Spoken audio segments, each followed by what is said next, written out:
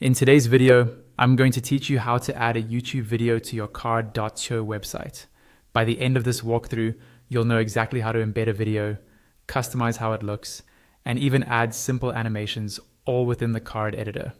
First, open your card site in the editor. Once you're in, move your eyes to the top right corner of the screen. You'll see a small plus icon there. Go ahead and click that. This is how you add new elements to your page.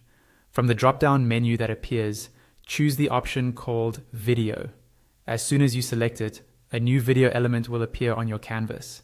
You can click and drag this element to move it around your page and position it exactly where you want it. You can always rearrange it later, so don't worry about getting it perfect on the first try. With the video element selected, look over to the left panel.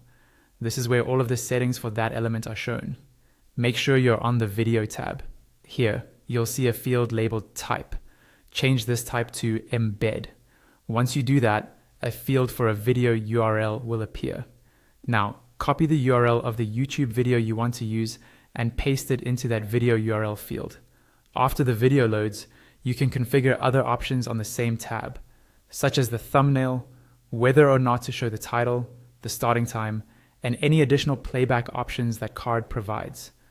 Take a moment to look through these and adjust them based on how you want visitors to experience your video. Next, switch over to the Appearance tab. This is where you control how the video looks on your page. Here, you can change the size so it fits nicely with your layout and choose an aspect ratio that matches your video, like 16:9.